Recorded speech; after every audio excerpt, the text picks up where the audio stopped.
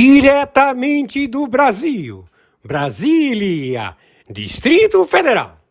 Quem vos fala, mestre Dinho, trazendo sempre informações na palma da sua mão, com notícias de utilidade pública, nacional e internacional.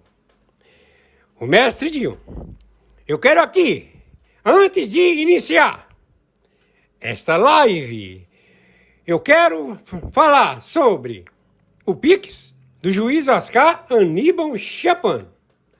Pix, Oscar Aníbal Chapan, @gmail.com. Repito, Oscar Aníbal Chapan, @gmail.com.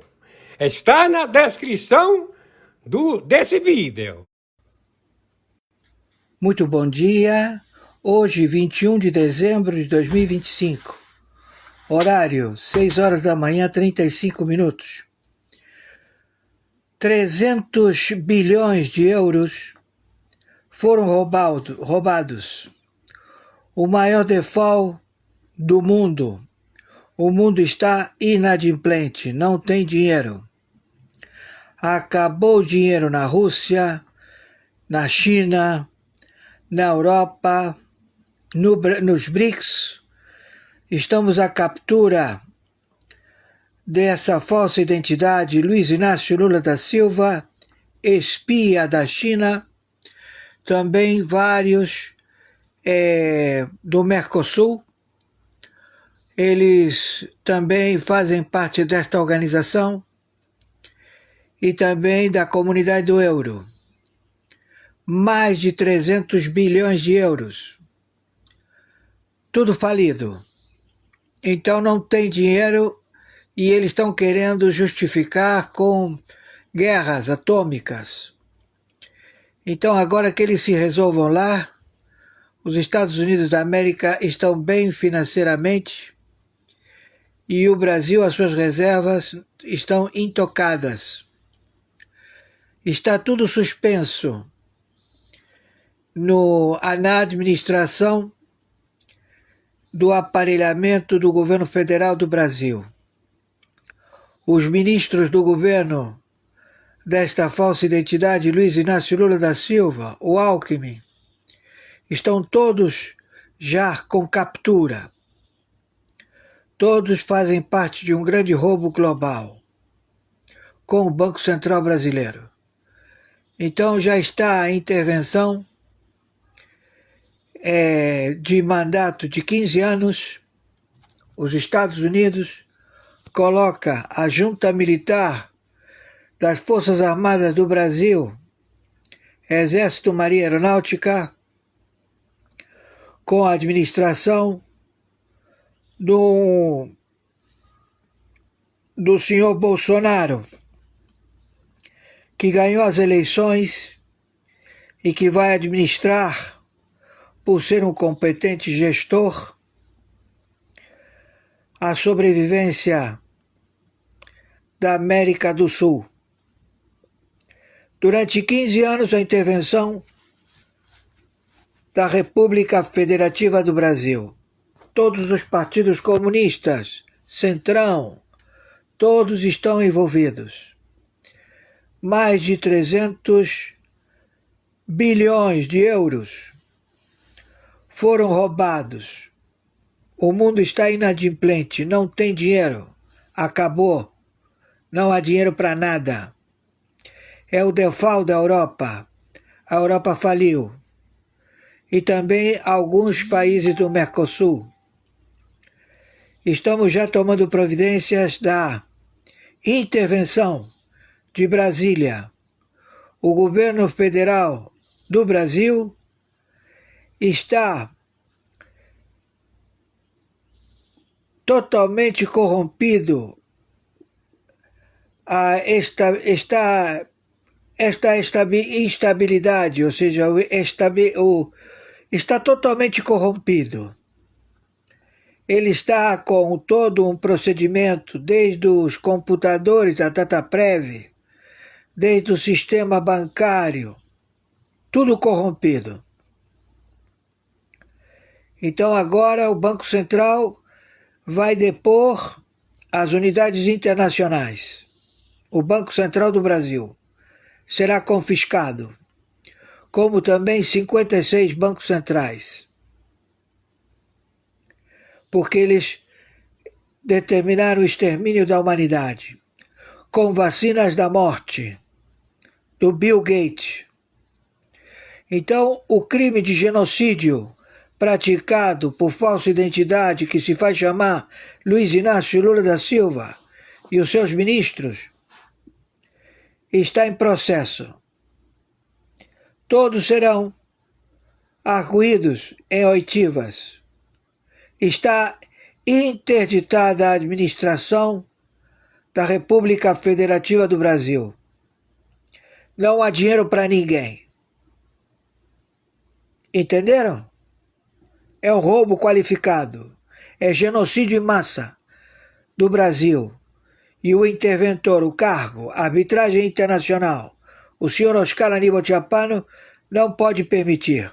O Tribunal Penal Internacional já identificou o crime de genocídio em massa na República Federativa do Brasil. Estão todos detidos, presos. Serão capturados, vivos ou mortos. Hoje, dia 21 de dezembro de 2025, horário 6 horas da manhã, 41 minutos. Torno a repetir, o mundo faliu, Putin faliu, China faliu, Europa faliu, todo mundo sem dinheiro.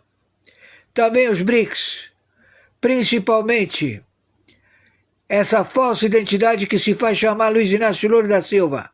Está interditado o governo federal do Brasil.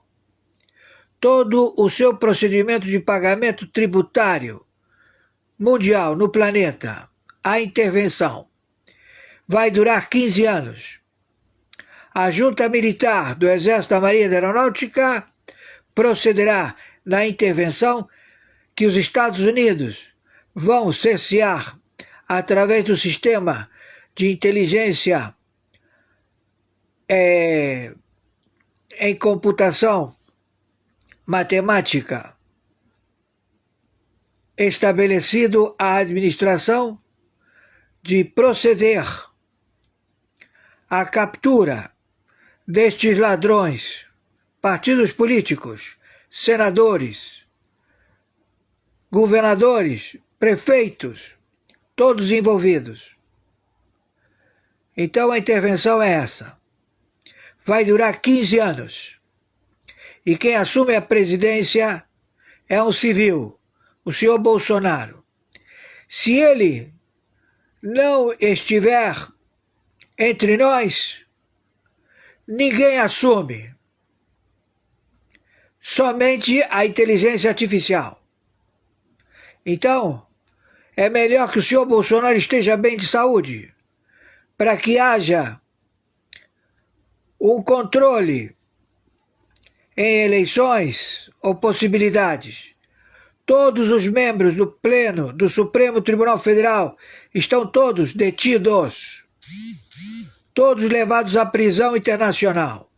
Hoje, dia 21 de dezembro de 2025, quem está falando? O senhor Oscar Aníbal Tchapano. Meu Pix de sobrevivência é meu e-mail, oscaranibaltchapano@gmail.com. Meu Pix de sobrevivência é meu CPF 510 466 447 34. Meu Pix de sobrevivência é meu telefone celular 5521 99742 0789. Estamos em guerra atômica nuclear, onde não há dinheiro para pagamentos, para absolutamente nada. Entenderam? Então os Estados Unidos da América já se posiciona em Brasília. Intervenção. Entenderam? Está a intervenção, o governo federal do Brasil, por genocídio em massa. 60 agências de inteligência. Quem está falando é o interventor no Brasil e também no Tribunal Penal Internacional, o senhor Oscar Aníbal Chiapano, árbitro internacional. Então quero dizer a você, o Brasil parou, você é um torturador e você vai preso. Ouviu? Você que se faz chamar Luiz Inácio Lula da Silva e o teu séquito, teu amigo Macron, teu amigo alemão, tua serventia, todos serão presos, porque já está a captura determinada no planeta, a determinação do Ministério da Guerra de 123 países, com as tropas de Exército, Marinha e Aeronáutica.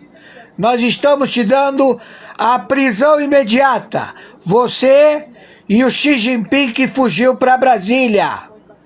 Ele não quer responder à Assembleia do Povo lá da China, a China está em revolução, e ele estabeleceu o governo no estado de Brasília, que não é mais Distrito Federal. E você não vai mais para o Pará. O Pará está totalmente tomado. 9 estados do Pará estão tomados, todos estão sendo cerceados pelo Exército, Marinha e Aeronáutica do Brasil.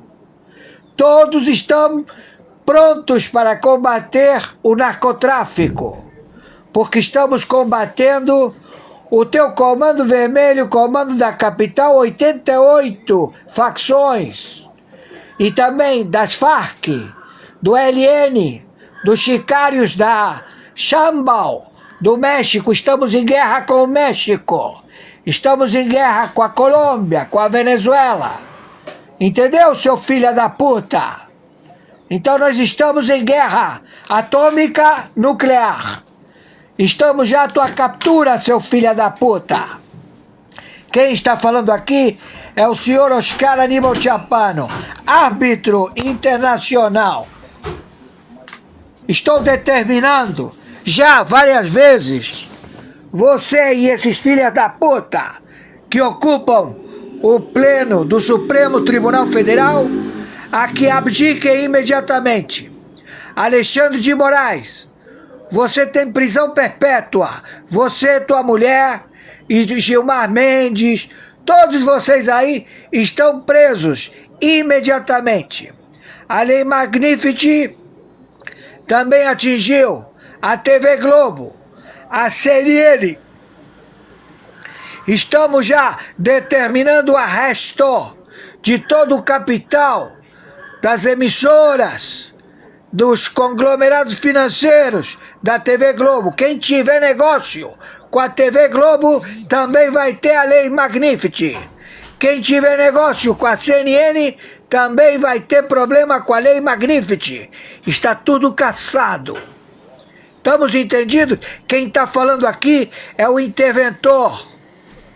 O interventor, o corregedor da administração de 17 países do narcotráfico. Estamos em determinação de guerra atômica nuclear. Entendeu?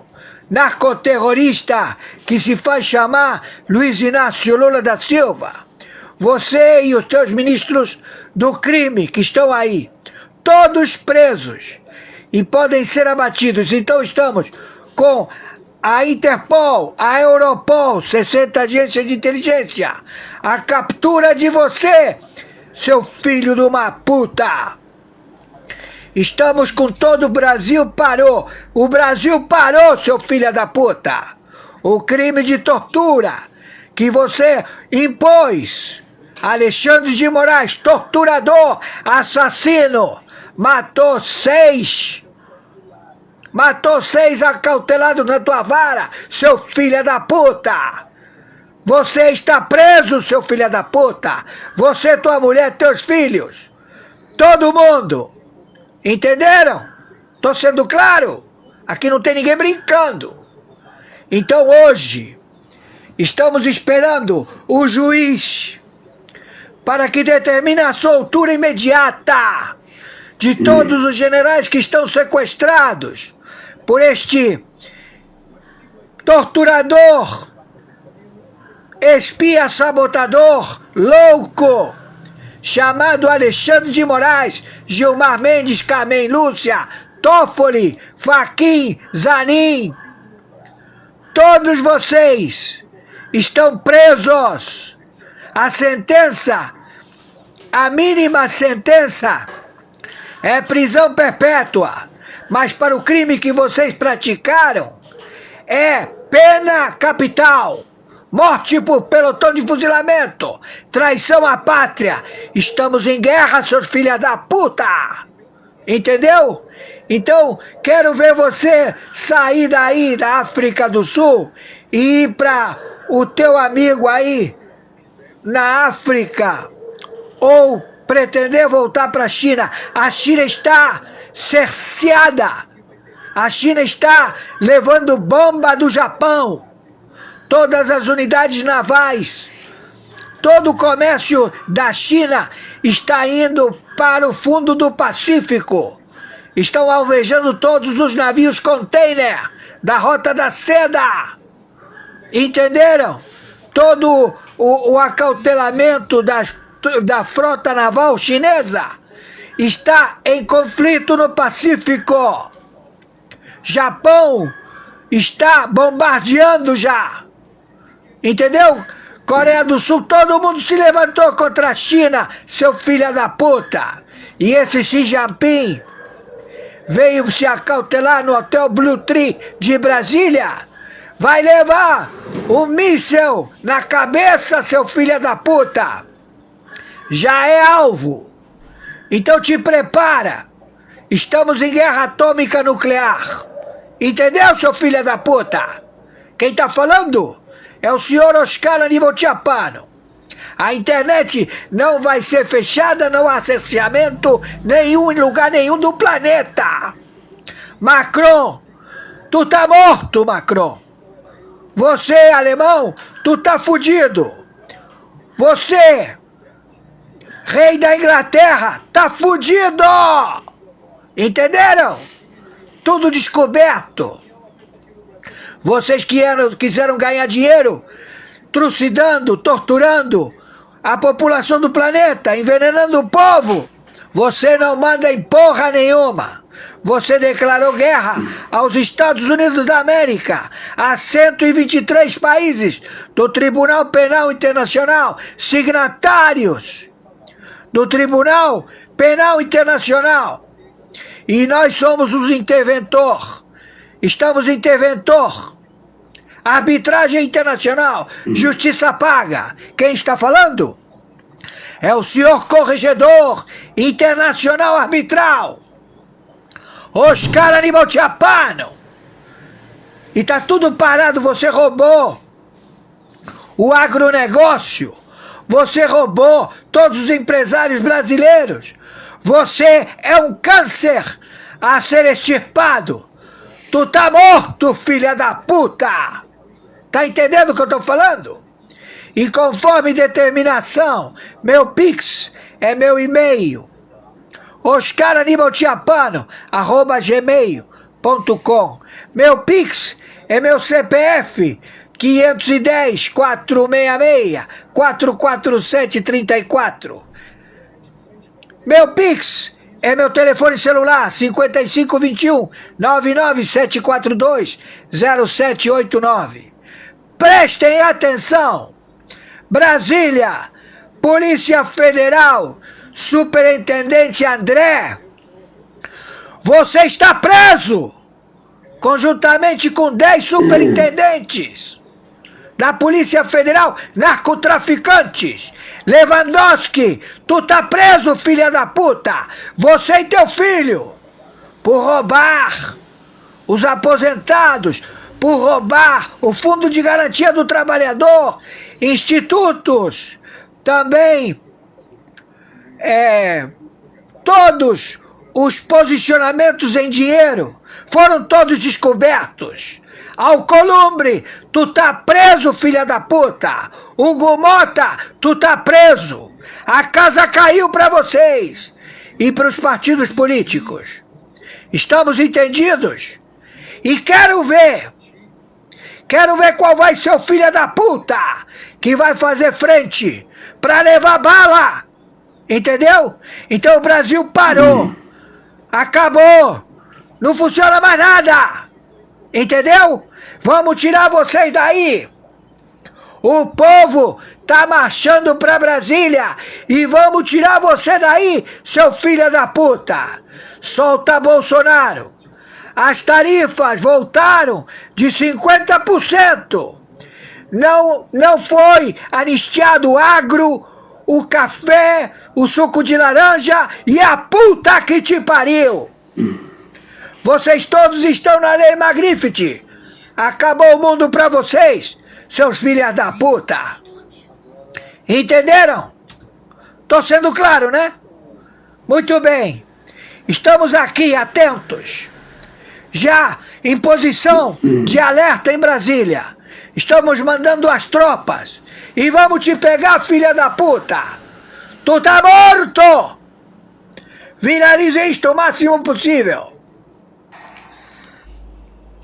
Vamos proceder imediatamente com a liberdade imediata de toda esta merda realizada por esses espias, sabotadores, amotinados, funcionários públicos da puta que os pariu, do Supremo Tribunal Federal, do Hardware e do Harvard e desse mequetrefe chinês, filho de uma puta, Hardware e Harvard, sei lá o que, todo mundo. Vamos botar vocês na prisão! Prisão não sei. Nós não estamos combatendo, nós estamos em guerra. Então é alvo. Matar, porra! Entendeu, seu filho da puta? Estamos em guerra! Declaração de guerra! Entendeu? Então, México, Colômbia, Venezuela, tudo vai voar pelos ares! Ouviram, seus filhos da puta? Não tem mais o que falar. Agora é ação. E conforme determinação, meu Pix de sobrevivência é meu e-mail, oscaranibotiapano@gmail.com. Meu Pix de sobrevivência, meu CPF 510-466-44734. Meu Pix de sobrevivência é meu telefone WhatsApp celular 5521-99742-0789. Não tem mais nenhum filho da puta, nenhum metido a querer intervir no Facebook e no YouTube ou qualquer plataforma da internet. Ouviu, Anatel, filho da puta? Tá ouvindo emissoras de televisão? Tá ouvindo o judiciário? Todos vocês estão sendo peneirados. Muitos irão pro pelotão de fuzilamento, seus filhos da puta! Entenderam? Quem tá falando aqui é o teu corregedor! É o cara que veio te pegar, filho da puta! Viralize isto! Pra que chegue no ouvido desses filhos da puta! E você que não acredita, pois agora você vai ver, filha da puta! Bando de filha da puta! Chegou a hora! Quem está falando é o senhor Oscar Anibotiapano. Estamos árbitro, justiça particular, justiça paga, na função juiz corregedor arbitral internacional na investigação da cleptocracia mundial, na investigação da ONU, reduto destes funcionários públicos em planos quinquenais, conjuntamente com a China e a Rússia, a se locomover para seus espólios particulares, funcionários públicos, em delipêndio dos seus próprios países. Todos são ladrões. e todos foram identificados. Então agora nós já determinamos a prisão imediata onde for encontrado, em qualquer lugar do planeta, o sujeito que se faz chamar Luiz Inácio Lula da Silva, falsa identidade. Ele é um impostor. Ele é um plágio, um filho da puta. Então, como caiu a casa dele, caiu o sistema financeiro dele,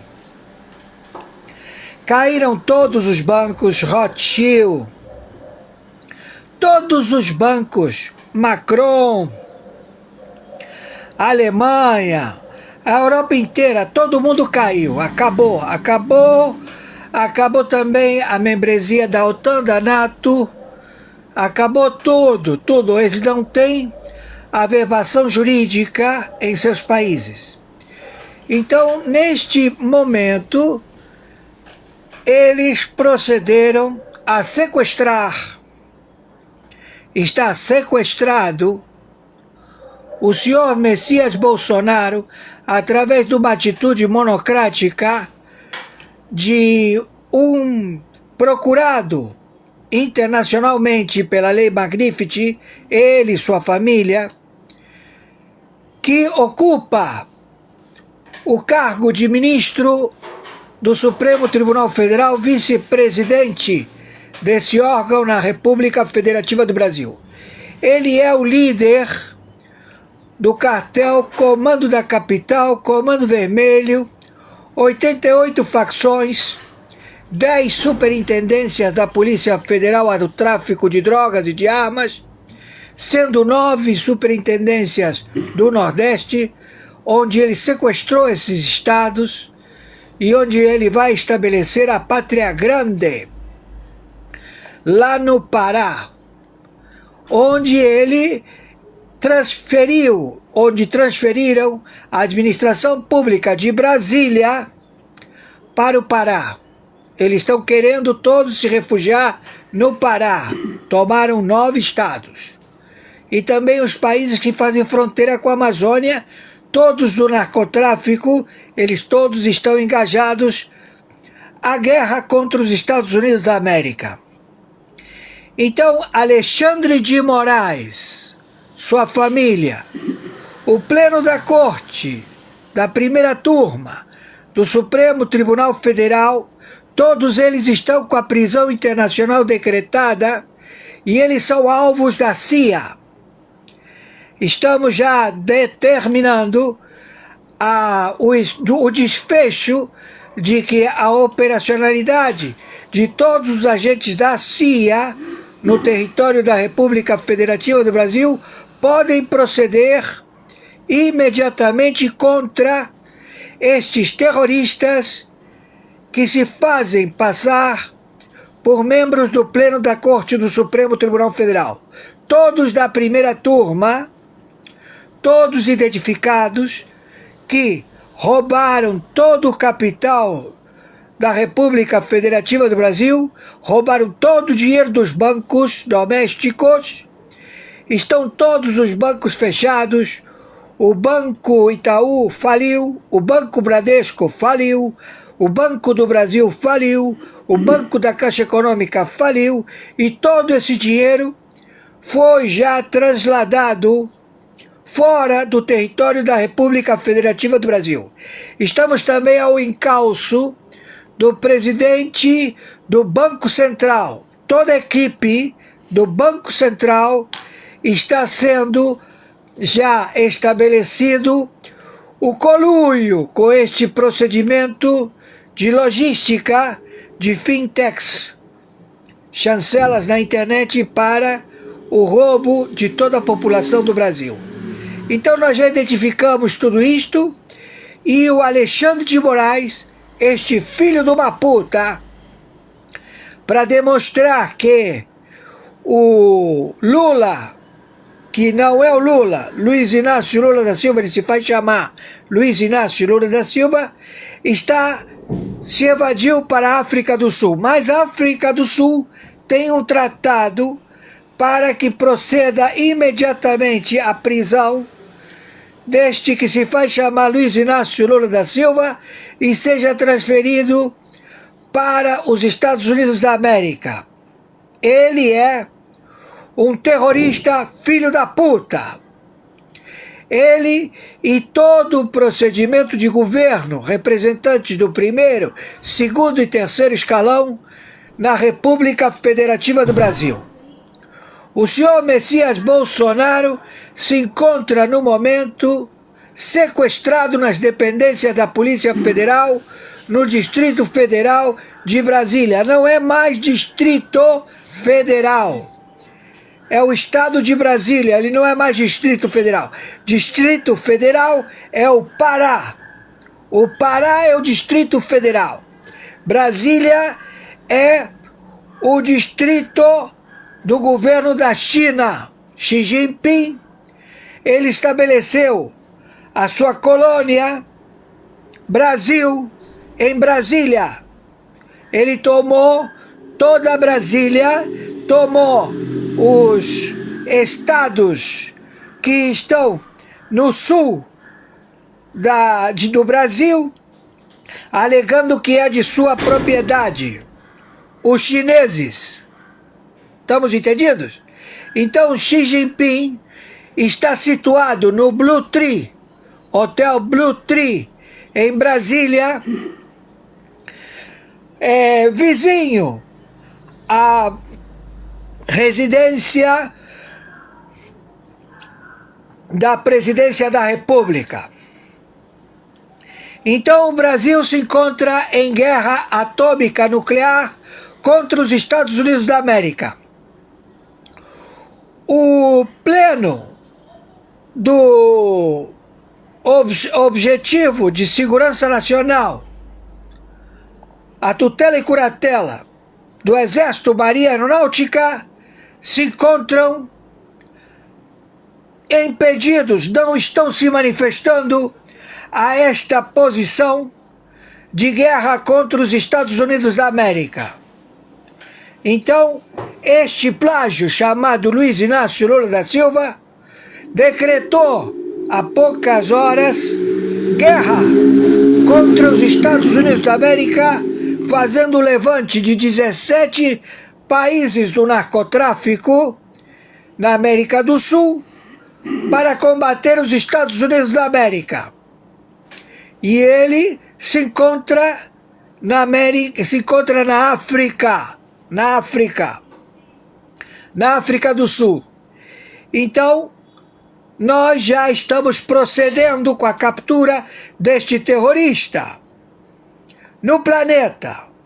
E também do Maduro, do Pepe, da Sheinbaum e todo filho da puta dos 17 países do narcotráfico que apoiarem esta declaração de guerra atômica nuclear contra os Estados Unidos.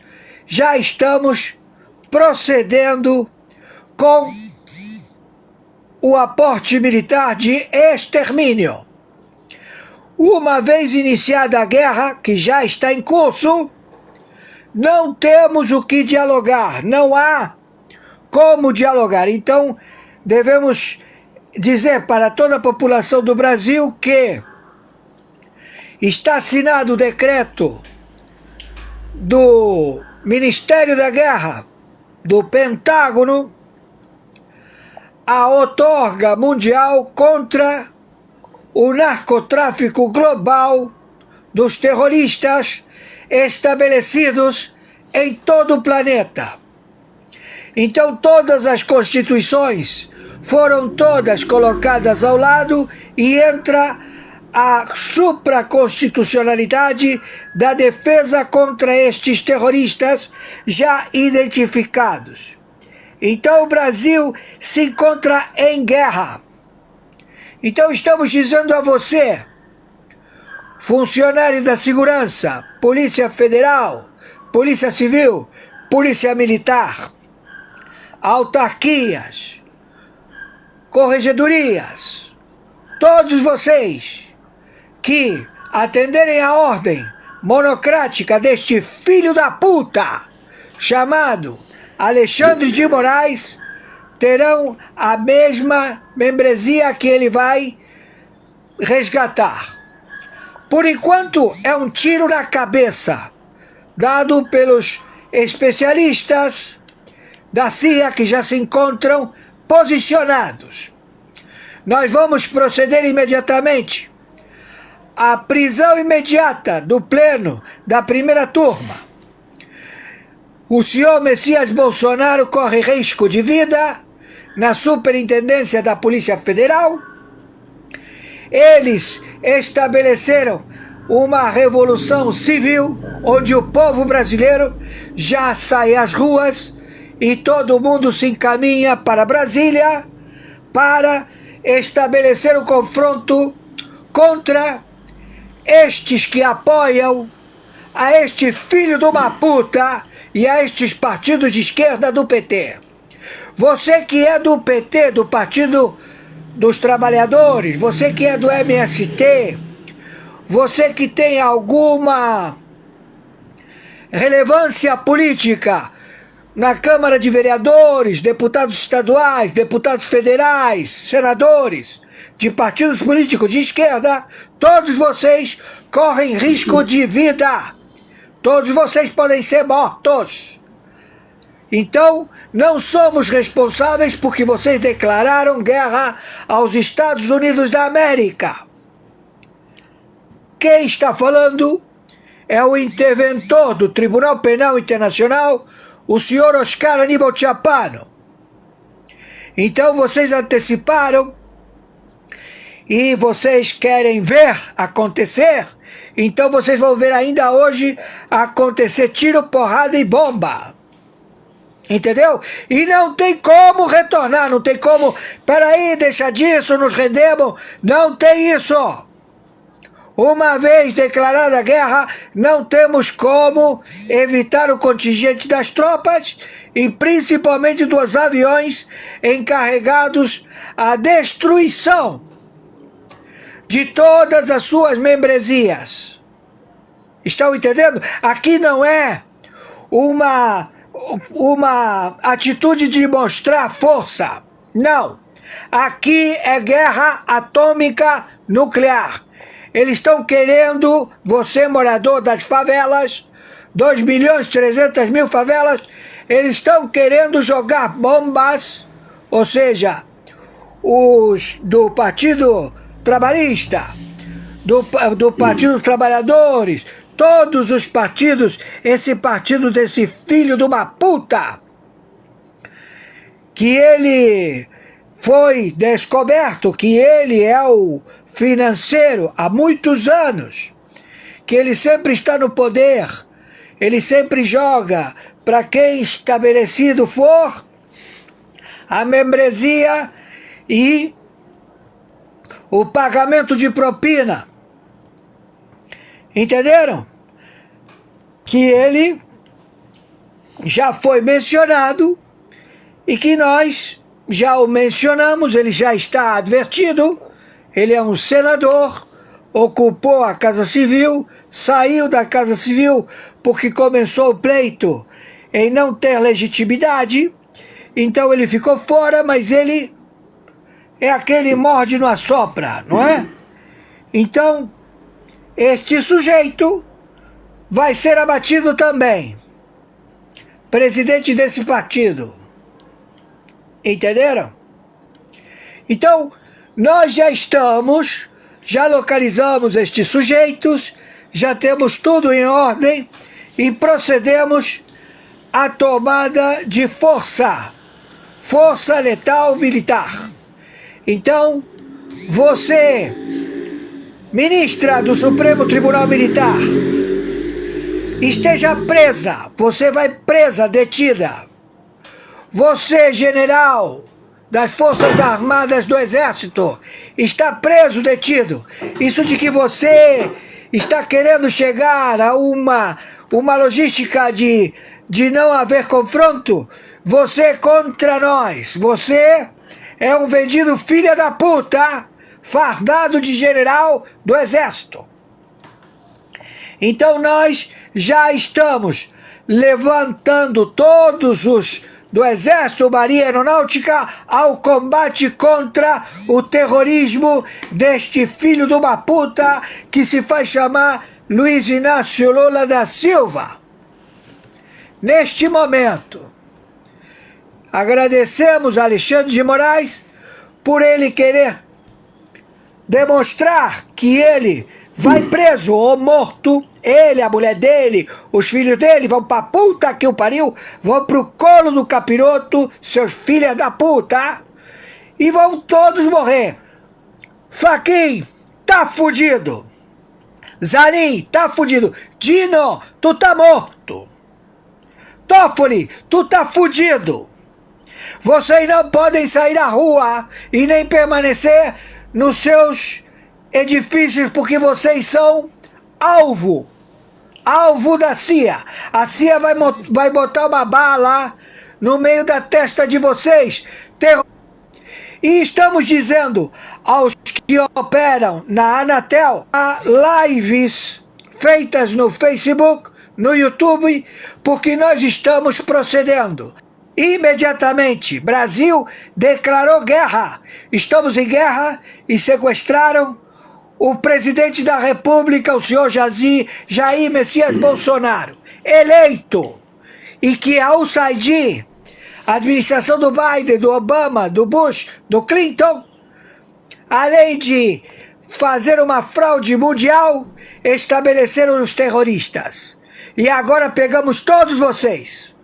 E vamos permanecer durante 15 anos na luta contra vocês, seus filhos da puta, em loco, aqui na América do Sul. Vamos acabar com todos vocês. Entenderam? Principalmente com você, presidente do partido, que sempre ficou em cima do muro, e que você é o chefe que paga do narcotráfico propina para todo o parlamento. Entendeu, senador filha da puta? Que você é o prêmio, porque você está engajado com a Europa. E já o Macron, o alemão, todo mundo disse teu nome. Tu tá fudido. Conforme determinação, meu e-mail é meu Pix, Oscar Aníbal Chapano. Meu Pix é meu CPF, 510-466-44. Meu Pix, 5521-99742-0789. Torno a repetir, Luiz Inácio Lula da Silva é óbito e esse que tá aí já vai ser preso agora, na África do Sul. Estamos já com a prisão dele, com todos do BRICS. E já estamos com a contenda em Brasília. Brasília é a capital da China. A China transferiu a sua administração da China, porque está em conflito também. Lá vai chover bomba, e muita bomba. E ele transferiu para Brasília, que ele está querendo se estabelecer em Brasília. E o Brasil, a administração mandou para o Pará. Então isso não cola, não vai haver isso. Já estamos procedendo. Entenderam? Estamos em guerra atômica nuclear. E vocês são os alvos. Então você, que administra a Superintendência da Polícia Federal em Brasília, cuidado! Cuidado com o senhor Bolsonaro, se acontecer qualquer coisa, porque não vai passar de hoje. Vocês vão ser abatidos ainda hoje. Ainda hoje, os aviões vão proceder à invasão de Brasília, com todos os paraquedistas. E vamos tomar essa porra!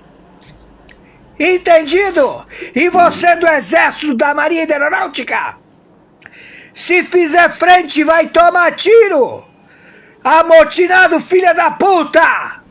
Ladrão do povo brasileiro! Feitor! Torturador da população da República Federativa do Brasil! Tu tá fugindo, tá morto, filha da puta! Todos vocês dos partidos comunistas, filhos de uma puta. Não sai na rua porque tu vai morrer.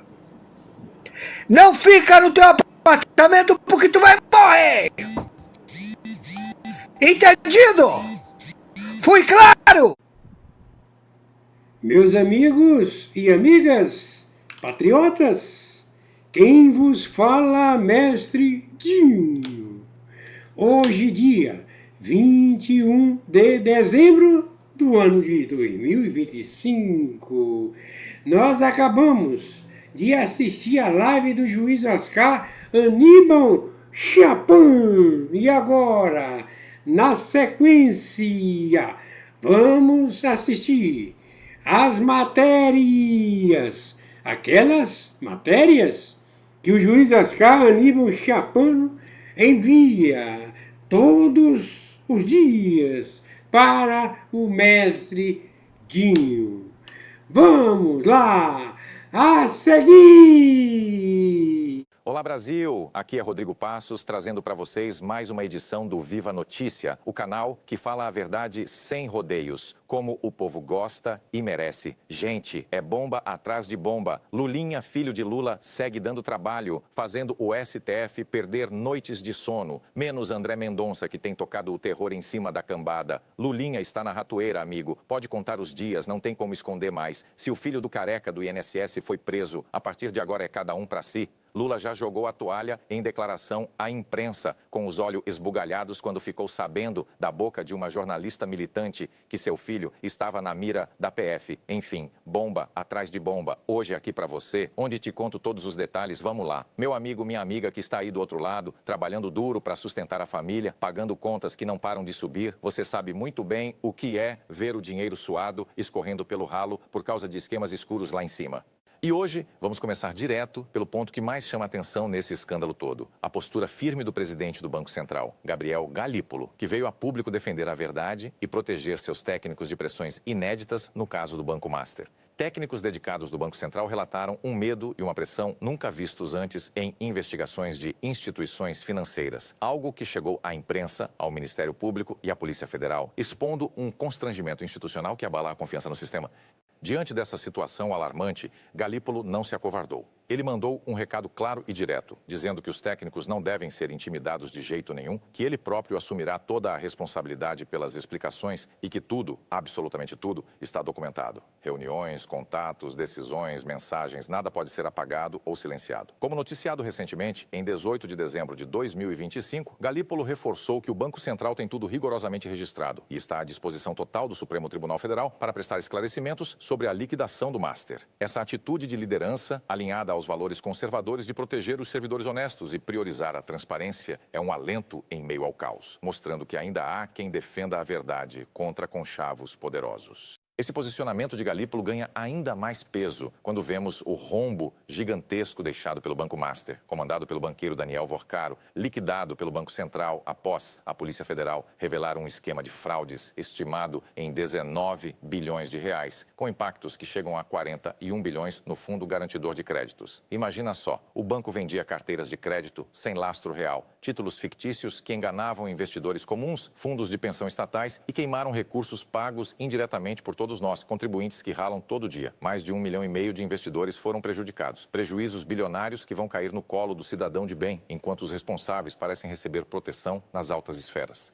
Isso revolta qualquer trabalhador honesto que vê seu suor desperdiçado em fraudes de elites, contrariando o conservadorismo que defende o livre mercado com regras claras, punição severa para trapaceiros e proteção à propriedade privada das famílias brasileiras. E quem surge para complicar tudo? O ministro Dias Toffoli, do Supremo Tribunal Federal, que após a defesa de Vorcaro alegar menção a foro privilegiado, foi sorteado relator, transferiu o caso para a corte e impôs sigilo absoluto, transformando o processo em caixa preta inacessível. Nem movimentações básicas aparecem, só um grupo restrito tem acesso. Editoriais da Gazeta do Povo alertam que isso esconde algo grave, especialmente em escândalo que afeta milhões. A atitude de Toffoli é vergonhosa, vai contra a transparência pública que o conservadorismo exige, refletindo uma elitização do judiciário que combatemos, pois acreditamos em instituições acessíveis, onde a lei vale igual para todos, sem sigilos que blindam conectados. Pior, dias antes do sigilo, em 29 de novembro, Toffoli viajou de jatinho particular para Lima, assistindo à final da Libertadores, ao lado do advogado Augusto Arruda Botelho, defensor de Luiz Antônio Bull, diretor preso do Master. Reportagens da Gazeta do Povo e Revista Oeste destacam que o sigilo veio em 3 de dezembro. Juristas consultados afirmam suspeição imediata pelo Código de Processo Penal por proximidade com partes. Transparência Internacional chamou de extremamente grave, minando confiança na justiça. Além disso, esposa de Toffoli foi sócia de escritório defendendo Vorcaro e o banco patrocinou eventos com ministros do Supremo. Essa mistura de poder e interesses privados é oposto ao conservadorismo. Separação clara entre Estado e negócios para evitar que o judiciário vire favores. Quando ministros viajam com advogados de réus, o povo perde fé na imparcialidade, ameaçando ordem social, família protegida por leis justas e propriedade contra fraudes.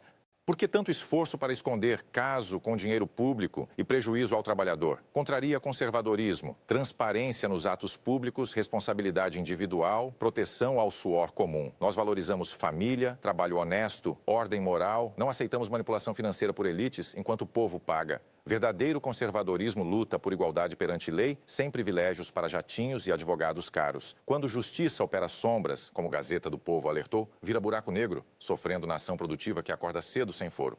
Mais um capítulo revoltante. Documentos do celular de Vorcaro revelam um contrato milionário do Master com o escritório de Viviane Barci de Moraes, esposa do ministro Alexandre de Moraes. Pagamentos de 3.600.000 mensais, totalizando 129 milhões até 2027, para a defesa junto a Banco Central, Receita, Congresso, Judiciário e Executivo. Coincidentemente, terminaria no ano de Moraes presidir Supremo. Gazeta do Povo destaca a atuação estratégica onde banco tinha problemas. Nome da esposa ligado levanta questionamentos sobre imparcialidade da Corte Guardiã da Constituição.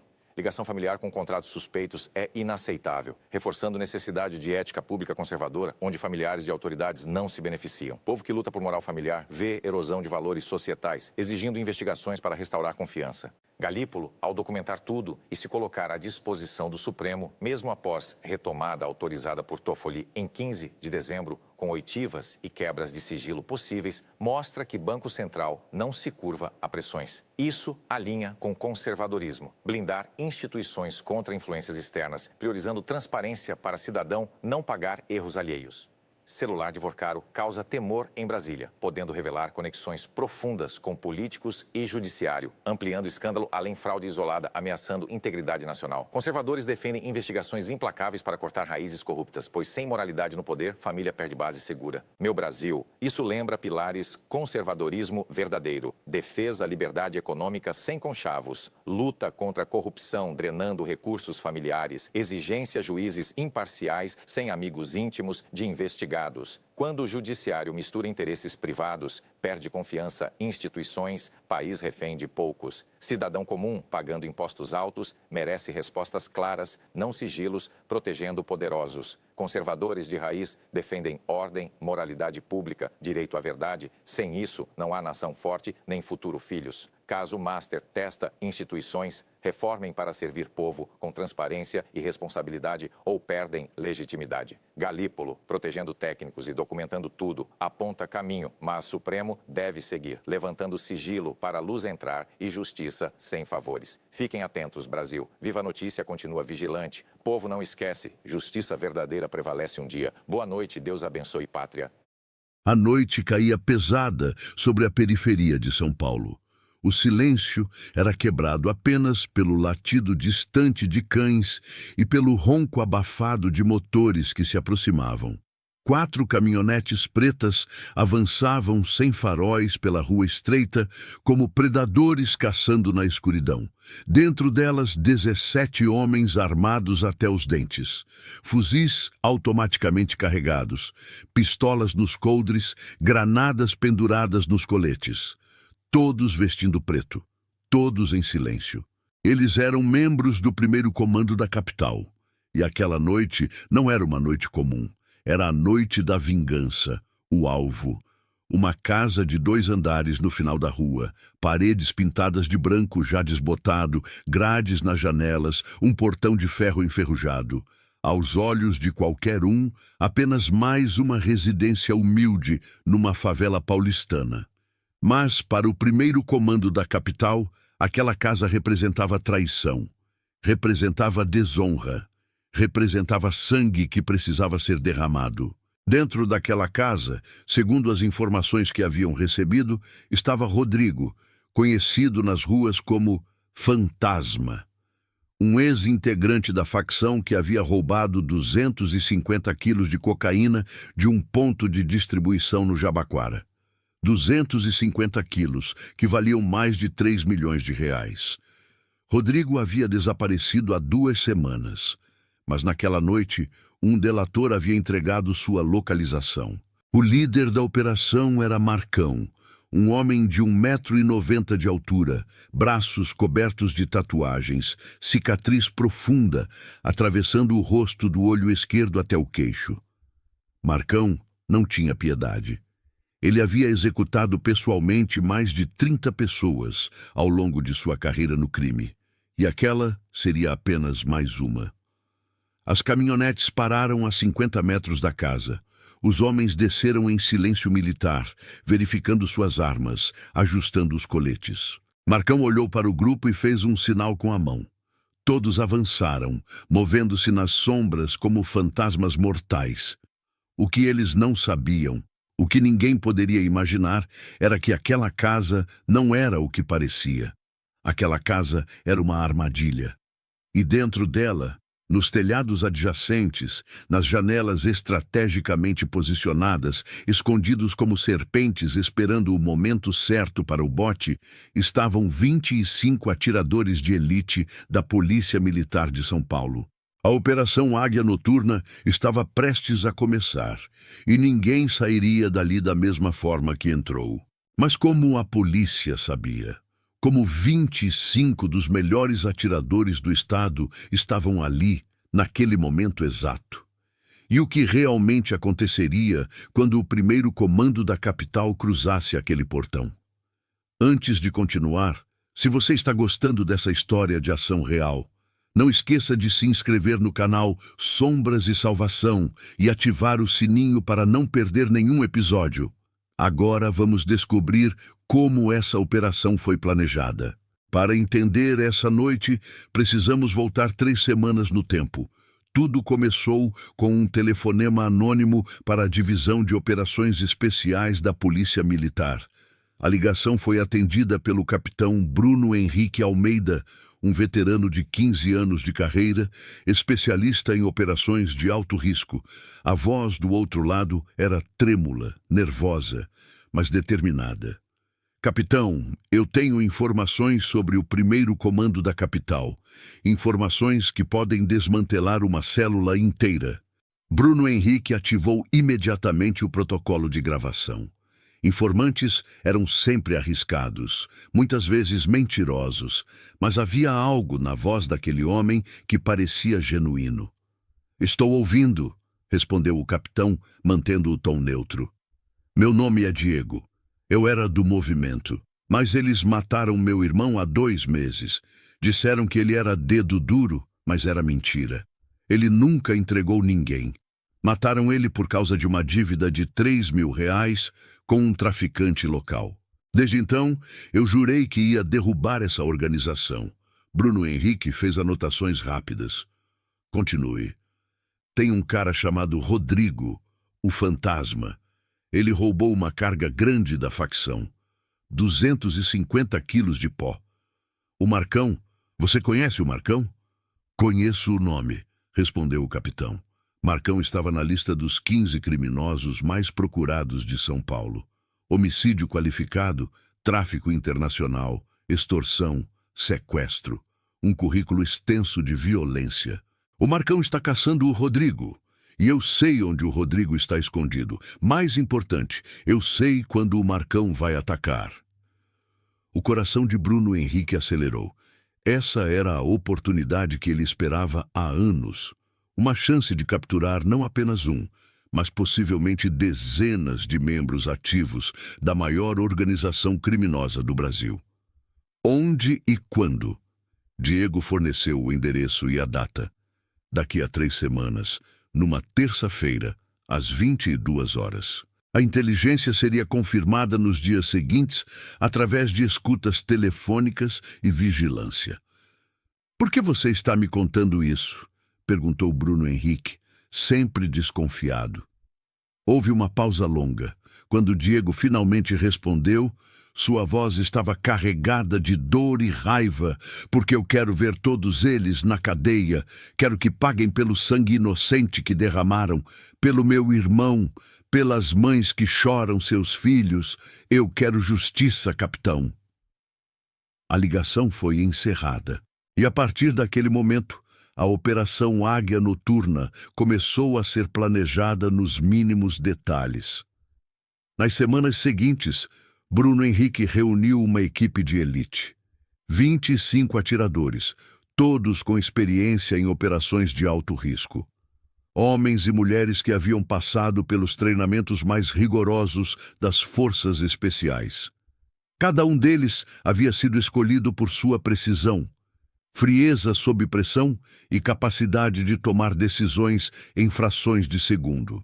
Entre eles estava a sargento Juliana Martins, uma das poucas mulheres atiradoras de elite no país. Com 28 anos e 6 anos de carreira, Juliana tinha um recorde impressionante. 147 operações bem-sucedidas, 0 baixas civis. Ela era conhecida por sua paciência sobre-humana e sua pontaria cirúrgica. Poderia acertar uma moeda a 800 metros de distância. Havia também o cabo Renato Silva, um ex-atirador do Batalhão de Operações Especiais, famoso por ter neutralizado sozinho 4 sequestradores durante um resgate de reféns 2 anos antes. Renato era calmo, metódico, quase robótico em sua eficiência.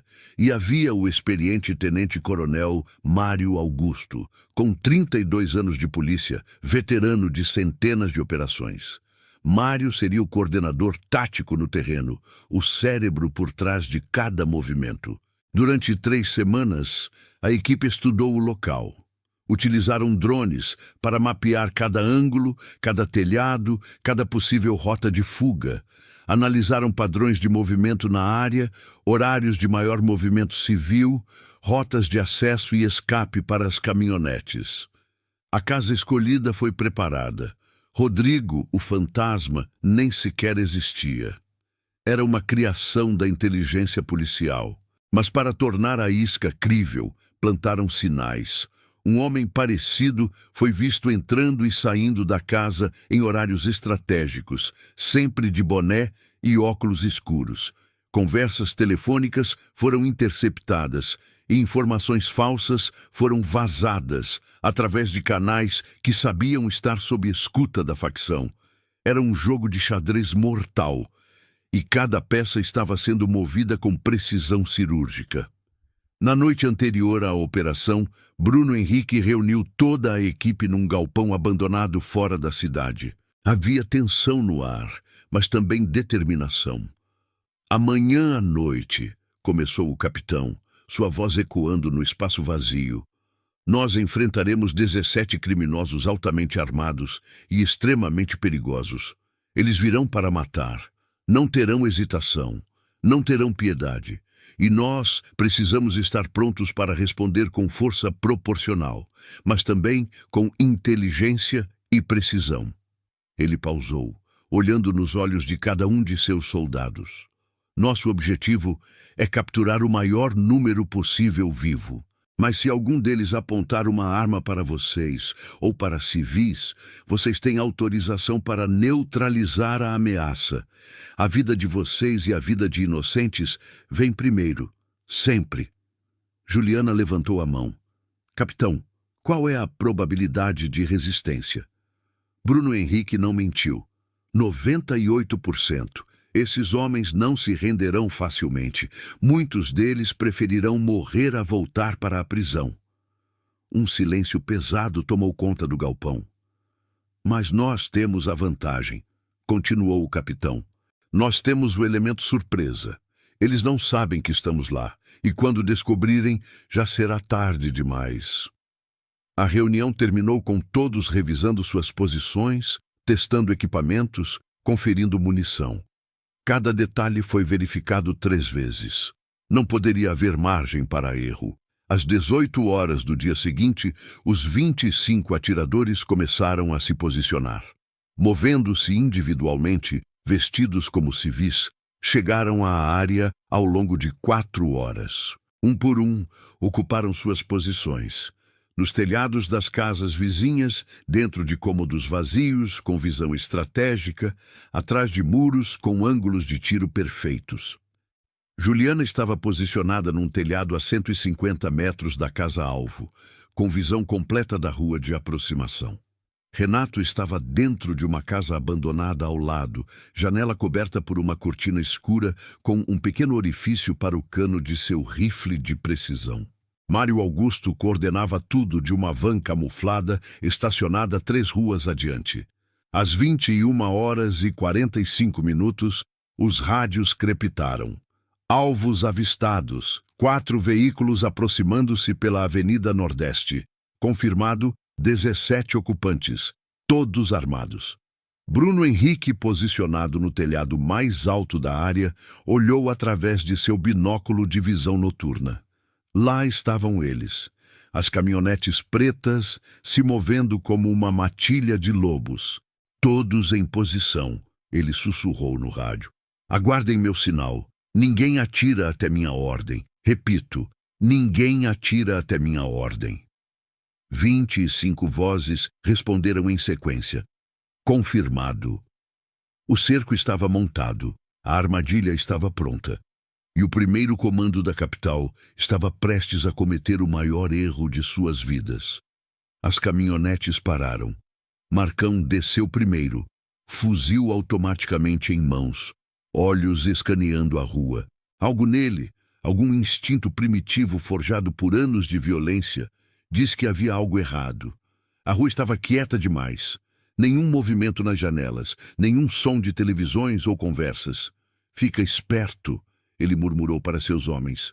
Alguma coisa não está certa. Mas a ganância e a raiva falaram mais alto que a cautela. Eles haviam vindo buscar Rodrigo. E não sairiam dali sem ele. Os 17 homens se dividiram em 3 grupos. 5 iriam pela frente, arrombando o portão principal. 6 se posicionariam nos fundos, bloqueando qualquer tentativa de fuga. E 6, incluindo Marcão, entrariam pela lateral, escalando o muro baixo. No telhado, Juliana observava cada movimento através da mira de seu rifle. Seu dedo descansava levemente no gatilho, o coração batendo num ritmo constante e controlado. Ela havia feito isso dezenas de vezes. Mas cada operação era diferente, cada operação tinha seu próprio peso. Capitão, ela sussurrou no rádio. Primeiro grupo se aproximando do portão principal. 5 hostis. Armamento pesado confirmado. Mantenham posição, respondeu Bruno Henrique. Deixem eles entrarem. Queremos todos dentro da zona de captura. Os criminosos se moviam com eficiência surpreendente. Claramente haviam feito isso antes. Um deles colocou uma pequena carga explosiva no portão. 3 segundos depois, uma explosão abafada. O portão cedeu. Foi nesse momento que tudo mudou. Assim que o primeiro homem cruzou o portão, as luzes se acenderam. Não as luzes da casa, mas holofotes de alta intensidade posicionados estrategicamente em todos os telhados ao redor. A rua inteira se iluminou como se fosse dia. E então, a voz de Bruno Henrique ecoou através de megafones. Polícia Militar, vocês estão cercados. Larguem as armas e deitem no chão com as mãos na cabeça. Esta é sua única chance. Os 17 criminosos congelaram, cegados pela luz súbita, cérebros processando o impossível. Uma emboscada. Marcão reagiu primeiro. É armadilha! Fogo! Fogo! E o inferno se abriu. Os criminosos abriram fogo indiscriminadamente. Rajadas de fuzil rasgaram o ar noturno, perfurando paredes, estilhaçando vidros, ricocheteando no asfalto.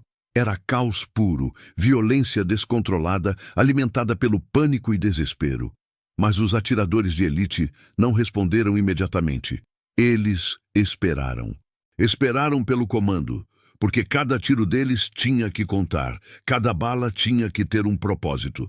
Tiro livre apenas em ameaça direta, gritou Bruno Henrique no rádio, tentando ser ouvido sobre o estrondo das armas automáticas. Priorizem contenção. Repito, priorizem contenção. Juliana tinha 3 criminosos em seu campo de visão. Um deles estava disparando descontroladamente em direção a uma casa onde ela sabia que havia uma família dormindo. Ela não podia arriscar. Respirou fundo, deixou o mundo desacelerar e apertou o gatilho. O tiro foi perfeito. Atingiu o fuzil do criminoso, arrancando-o de suas mãos e jogando-o 3 metros para trás. O homem caiu, desorientado, mas vivo, as mãos sangrando, mas funcionais. Alvo neutralizado, sem fatalidade, ela reportou calmamente.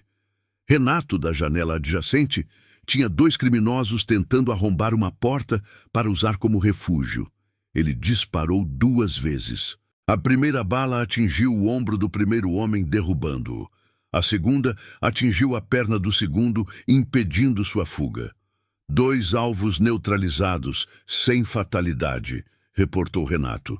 Era uma dança mortal de precisão contra volume de fogo. Os criminosos atiravam centenas de balas, mas sem controle, sem direção. Os atiradores de elite disparavam uma fração disso, mas cada tiro encontrava seu alvo. Pessoal, se você está impressionado com essa operação, deixe seu like e se inscreva no canal. Agora vamos ver como a situação ficou ainda mais intensa. Marcão percebeu rapidamente que estavam em profunda desvantagem. Ele havia sido soldado antes de se tornar criminoso. Reconhecia uma operação bem executada quando via uma. E aquela era perfeita. Recuem! Voltem para os carros! Ele gritou, disparando cobertura para seus homens enquanto corria. Mas a polícia havia previsto isso também. As caminhonetes não ligariam.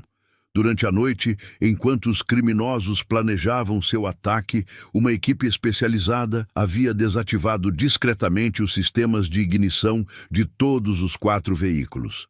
Quando os criminosos tentaram dar partida, nada aconteceu. Apenas o clique vazio das chaves, girando inutilmente. O desespero se instalou completamente. "Os carros não ligam!" gritou um dos homens, pânico evidente em sua voz. Marcão olhou ao redor. Eles estavam encurralados, cercados, superados em número e tática. Havia apenas uma opção: resistir até o fim ou se render.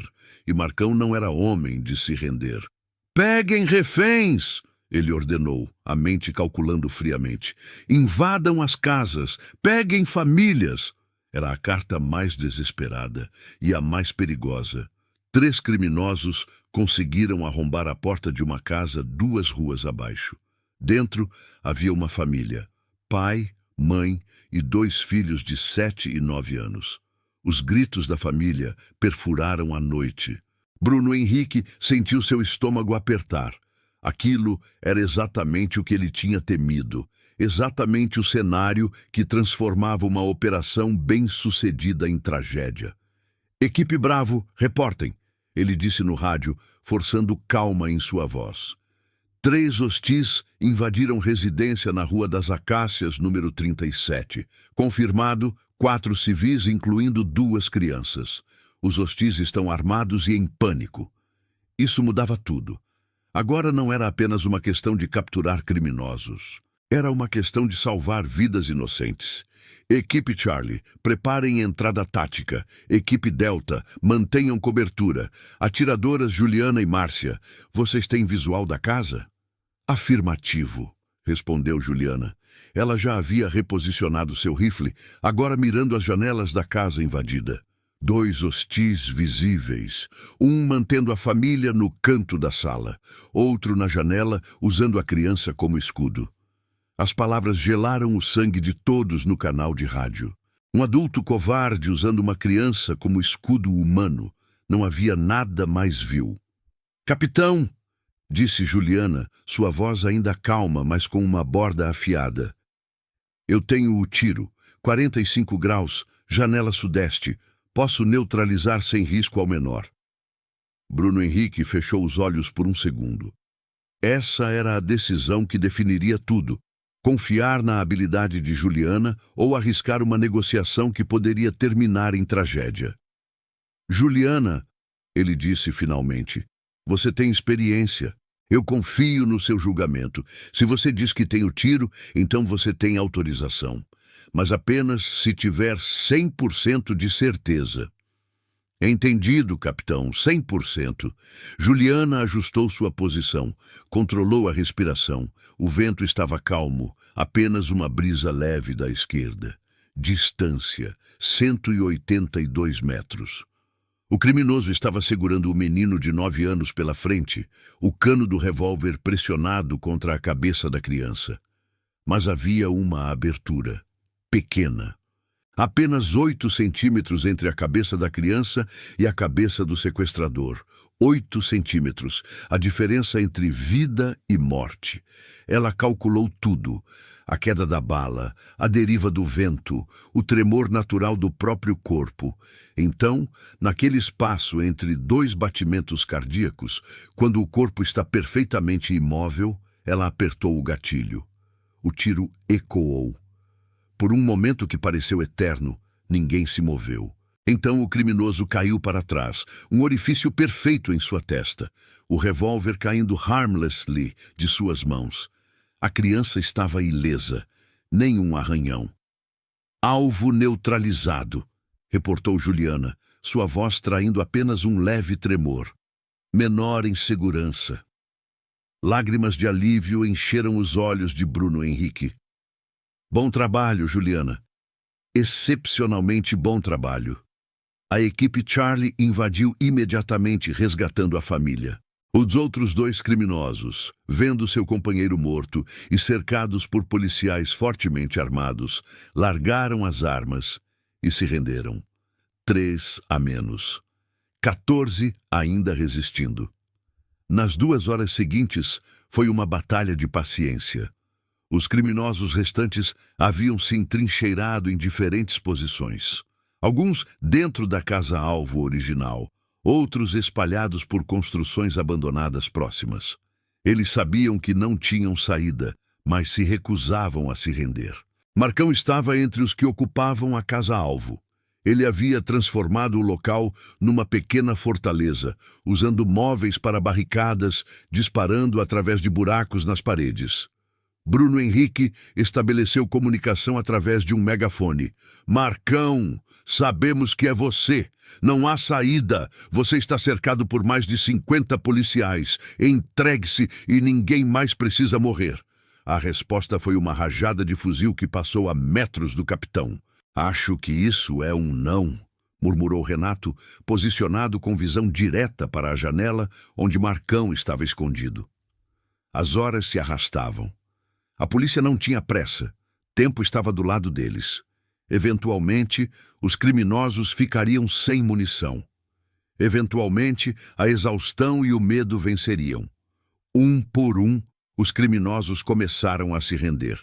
Primeiro os mais jovens, alguns com apenas 19 anos, chorando enquanto saíam com as mãos levantadas. Depois os veteranos que haviam calculado as probabilidades e decidido que a prisão era melhor que a morte. Às 4 horas da manhã, apenas 6 resistiam. Marcão estava entre eles. Foi quando o tenente-coronel Mário Augusto teve uma ideia. Ele pegou um megafone e fez uma oferta. Marcão, eu sei sobre seu filho. Samuel, 8 anos, certo? Ele está em segurança numa casa de parentes em Campinas. Mas como você acha que ele vai crescer sabendo que o pai morreu numa troca de tiro suicida com a polícia? Você quer que ele te lembre como um herói ou como um covarde que preferiu morrer a enfrentar as consequências de suas escolhas? Houve um longo silêncio. Então, surpreendentemente, uma voz gritou de dentro da casa. Eu quero falar com meu filho. Mário Augusto não esperava por isso. Não podemos fazer isso agora, Marcão. Mas se você se render pacificamente, eu garanto que você terá uma ligação com ele amanhã pela manhã. Palavra de oficial. Outro silêncio longo. Dentro da casa, Marcão olhou para os 5 homens com ele. Todos estavam feridos, exaustos, derrotados. Um deles, Apenas um garoto de 20 anos estava chorando silenciosamente no canto. Marcão havia matado muitos homens. Havia cometido crimes horríveis. Mas olhando para aqueles rostos derrotados, para aqueles jovens cujas vidas ele havia arruinado ao recrutá-los para o crime, algo nele quebrou. "Tá bem!" ele gritou finalmente. "Nós vamos sair, mas sem truques, sem tiros pelas costas." "Nenhum tiro!" prometeu Mário Augusto. "Soltem as armas, saiam com as mãos na cabeça e ninguém será ferido. Você tem minha palavra." Lentamente, a porta da casa se abriu. Uma arma foi jogada para fora, depois outra e outra. 6 armas ao todo. Então, um por um, os homens saíram. Mãos na cabeça, rostos marcados por sangue e sujeira, olhos vazios de esperança. Marcão foi o último. O homem que havia inspirado tanto terror por tantos anos agora parecia pequeno, quebrado. Quando ele se ajoelhou no chão, as mãos sendo algemadas atrás das costas, lágrimas silenciosas escorriam por seu rosto marcado por cicatrizes. "Meu filho," ele sussurrou para Mário Augusto. "Por favor, deixa eu falar com meu filho." "Amanhã," prometeu o tenente-coronel. Palavra de honra. Quando o sol nasceu sobre São Paulo naquela manhã, a operação estava completa. 17 criminosos capturados. Apenas uma fatalidade. O criminoso que havia usado uma criança como escudo. Nenhum policial ferido. Nenhum civil ferido. Era um sucesso extraordinário. O tipo de operação que entraria para os livros de história da Polícia Militar. As armas apreendidas encheram 3 caminhões, 23 fuzis automáticos, 37 pistolas, 8 granadas, milhares de cartuchos de munição. Havia drogas também encontradas em uma das caminhonetes, 100 quilos de cocaína, 50 quilos de maconha prensada. Mas o verdadeiro troféu não eram as armas ou drogas, eram os homens, 17 membros ativos do primeiro comando da capital, incluindo Marcão, um dos líderes mais procurados do estado. Bruno Henrique reuniu sua equipe ao amanhecer. Eles estavam exaustos, sujos, mas havia orgulho em seus olhos. "Vocês fizeram história hoje", disse o capitão, sua voz embargada pela emoção.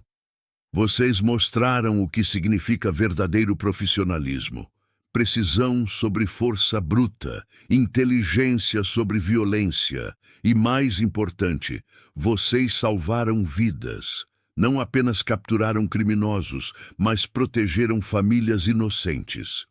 Juliana estava quieta, olhando para o rifle em suas mãos. Ela havia tirado uma vida naquela noite. Mesmo que fosse a vida de um criminoso, mesmo que fosse para salvar uma criança, ainda pesava. Sempre pesaria. Renato colocou a mão em seu ombro. "Você salvou aquele menino. Nunca esqueça isso." Ela assentiu, limpando discretamente uma lágrima. "Eu sei, mas também nunca vou esquecer o tiro." "Nem deveria", disse Bruno Henrique aproximando-se. "Esse peso que você sente é o que te mantém humana, o que te mantém diferente deles. Nunca perca isso." 3 meses depois da Operação Águia Noturna, algo extraordinário aconteceu. Marcão pediu para falar com Bruno Henrique na prisão. O capitão quase recusou. Qual seria o propósito? Mas a curiosidade venceu. Ele queria entender a mente daquele homem que havia causado tanto sofrimento.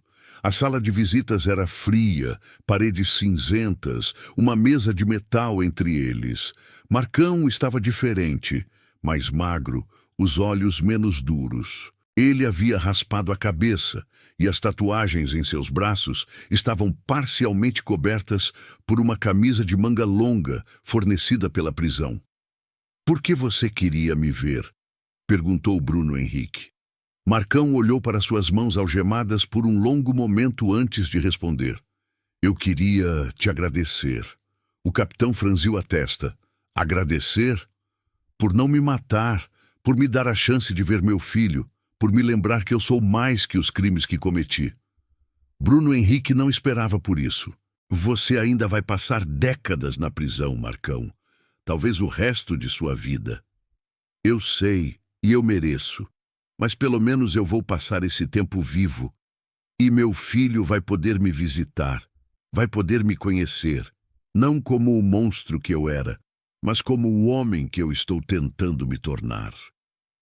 Havia sinceridade em sua voz. Talvez fosse manipulação. Talvez fosse genuíno. Bruno Henrique não tinha certeza. Eu comecei um programa educacional aqui, continuou Marcão, ensinando os presos mais jovens a ler e escrever. Muitos deles entraram para o crime porque não tinham outra escolha. Sem educação, sem oportunidade. Eu quero dar a eles o que eu nunca tive, uma chance de mudar. O capitão estudou o homem à sua frente. E as vítimas, as famílias que você destruiu, as vidas que você tirou. Marcão fechou os olhos. Eu carrego elas comigo todos os dias, cada rosto, cada nome. Eu não espero perdão, não espero redenção, mas eu posso tentar evitar que outros façam o que eu fiz. É tudo que me resta. Bruno Henrique se levantou para sair. Capitão, chamou Marcão. Aquela atiradora. A que fez aquele tiro impossível para salvar o menino. Como ela está? Por que você quer saber? Porque eu sei o peso de tirar uma vida, e eu queria que ela soubesse que, apesar de tudo, ela fez a coisa certa, e que o homem que ela matou, ele teria matado aquela criança sem pestanejar. Ela salvou uma vida. Isso importa. As palavras ficaram com Bruno Henrique muito depois de sair da prisão. Ele passou a informação para Juliana, que recebeu com lágrimas silenciosas. A Operação Águia Noturna se tornou lendária nos anais da Polícia Militar. Foi estudada em academias de polícia, usada como exemplo de planejamento tático perfeito. Mas para aqueles que estiveram lá naquela noite, era mais que uma operação bem-sucedida. Era um lembrete de que, mesmo na escuridão do crime e violência, ainda havia espaço para a humanidade, para precisão sobre barbárie, para proteção sobre destruição. 25 atiradores de elite haviam transformado o que poderia ter sido um massacre em uma captura cirúrgica. E no processo, provaram que a verdadeira força não vem da violência, mas da disciplina, do treinamento e da determinação inabalável de proteger os inocentes. Se essa história te impactou tanto quanto nos impactou ao contar, não deixe de se inscrever no canal Sombras e Salvação. Temos dezenas de histórias reais de operações policiais, resgates impossíveis e heróis anônimos que arriscam suas vidas para manter nossas ruas seguras. Ative o sininho e venha fazer parte dessa comunidade. A noite em que o primeiro comando da capital invadiu uma casa e descobriu que havia 25 atiradores de elite esperando se tornou mais que uma história de confronto. Tornou-se um símbolo de esperança. Prova de que o bem organizado, treinado e dedicado pode vencer o mal, mesmo quando o mal vem armado até os dentes. E em algum lugar de São Paulo, um menino de 9 anos dorme tranquilo em sua cama, sem saber que sua vida foi salva por um único tiro perfeito, disparado por uma mulher que nunca conhecerá, mas que sempre carregará consigo o peso sagrado de ter feito a escolha certa no momento mais difícil. Essa é a verdade sobre os heróis. Eles não buscam glória, não buscam reconhecimento. Eles apenas fazem o que precisa ser feito, carregam o peso que vem com essas decisões e acordam no dia seguinte prontos para fazer tudo de novo, porque é isso que significa servir e proteger. Comunistas, se você não prendê-los pelos crimes que eles cometem, eles vão te prender pelos crimes que você nunca cometeu. É o que está acontecendo no Brasil. Eu sempre disse que a organização criminosa está nos 3 poderes: no Executivo, Planalto, Legislativo e no Judiciário, a Suprema Corte. Mas vai muito mais além. Vai também a criminalidade, a corrupção no Supremo Tribunal Militar. O Supremo Tribunal Militar recebeu uma petição, certamente por parte das quadrilhas da Suprema Corte e do Planalto, para a perda da patente de Bolsonaro e de outros militares. Ou seja, eles não estão apenas contentes com a prisão e as falsas acusações. Eles querem que Bolsonaro e outros militares percam as patentes. Como que o chefe das Forças Armadas é uma rapariga do Lula e as Forças Armadas do Brasil estão em mãos de corruptos, o Supremo Tribunal Militar deverá julgar somente em 2026, segundo o jornal Folha de São Paulo. Quando os brasileiros tinham as Forças Armadas como a última esperança para livrar o Brasil desses desgraçados, os brasileiros não pararam para pensar que as Forças Armadas é uma faca de dois gumes, tanto para o bem, tanto para o mal. Todas as ditaduras sanguinárias do mundo, eu cansei de dizer aqui neste canal, só existem graças às Forças Armadas. O regime de Cuba, que está oprimindo a ilha desde 1959, só está nesta tirania porque são protegidos pelas Forças Armadas. Fidel Castro e a gangue jamais teriam poder para se manter durante tantos anos sem a proteção e as bênçãos das Forças Armadas. Assim também na Coreia e em outras nações, como por exemplo a Nicarágua. Aquele imbecil que está oprimindo e destruindo a Nicarágua, ele só está lá porque as Forças Armadas o protegem. Então as Forças Armadas, quando ela não é usada para o bem da nação, ela é usada para o mal. E o brasileiro depositou a sua fé e esperança numa organização que hoje mostra claramente que a sua cúpula ou parte dela é corrompida. Então, repetindo, o comunista, se você não colocá-lo na cadeia pelos crimes que eles cometem, eles vão te calar e colocar na cadeia pelos crimes que você nunca cometeu. Charlie Kirk acertou sobre o Brasil e o agro que se cuide. Veja o que ele disse ainda em vida antes de ser covardemente eliminado. Brazil is a totally corrupt country. They're a broken country. Polls on Brazil have been wrong. And with Lula now becoming president, they're going to become a wholly owned colony of the Chinese Communist Party. Basically, they're going to become a wholly owned colony of the Chinese Communist Party. Basically. E sabe por que o agro deve ficar de olho? Porque a fala de Kirk pode ser confirmada em 2 artigos publicados pela Farm News, de autoria da... E mais um detalhe, vamos além ainda, né? Eu já venho falando há muito tempo sobre a gente virar uma colônia. Por quê? No Rio Grande do Sul, quase tudo já é da China.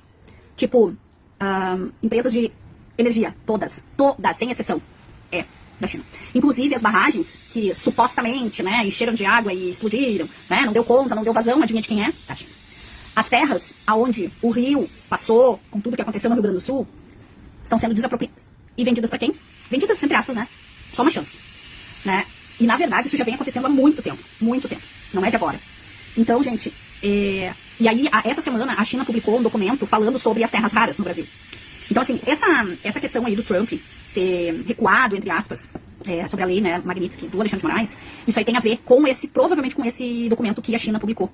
Porque agora é a questão, assim, ó, de quem tem mais poder de barganha, porque assim, o Brasil ele nunca foi um país de terceiro mundo, nós sempre fomos o primeiro em tudo. Só que para a agenda, né, e lá desde o tempo de Guaraná de Rolha, os Rockefeller, né, eles venderam pra gente essa ideia, né, e fizeram com que a gente acreditasse, por quê? Pra eles era ótimo. Quanto mais o povo for ignorante pra tudo que a gente tem, é a mesma coisa que tu ter dentro do teu terreno, da tua casa, petróleo.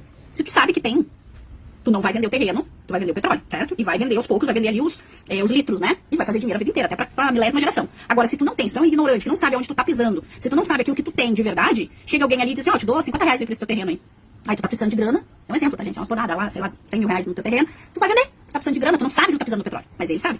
E é mais ou menos o Brasil. Por que tu acha que eles estão querendo destruir, o clima, o agro, é culpa de tudo isso? Por quê? Porque eles querem comprar as terras a preço de banana, querem definhar o agro até o limite pra chegar e comprar a preço de banana. Aí eles vão comprar a preço de banana, e aí o nosso próprio povo, agricultor, que sempre trabalhou nossas terras, vão trabalhar pra China de quase de graça. E tu, idiota, que tá apoiando essa historinha de clima contra o nosso agro, porque nós somos o celeiro do mundo, a gente alimenta o mundo inteiro. Ao invés de tu apoiar o nosso agro, apoiar o nosso povo, tu vai trabalhar quase que de graça pra China. E essa historinha aí de que o governo colocou lá pra implementar a escala, sei lá, 5x2, 4x1, não sei, porque eu não faz tempo que eu não sou CLT, nem quero ser, né? Faz tempo que eu acordei. Depois eu vou fazer outro vídeo falando sobre isso. É isso, gente. Essa historinha de escala é só pra acabar cada vez mais com as empresas. pra cada vez mais tu depender de quem? Do governo. E eles estão conseguindo, e tu tá ajudando, porque tu é um imbecil, porque tu é idiota, porque tu acredita que tudo que esse governo faz é pro teu bem. Só que não é. E tu vai ficar sabendo tarde demais. Eu espero, sinceramente, que tu acorde antes. Porque senão, não é tu que vai sofrer. É o teu filho, a tua família, a tua esposa, os teus pais e as tuas próximas gerações. Bons dias.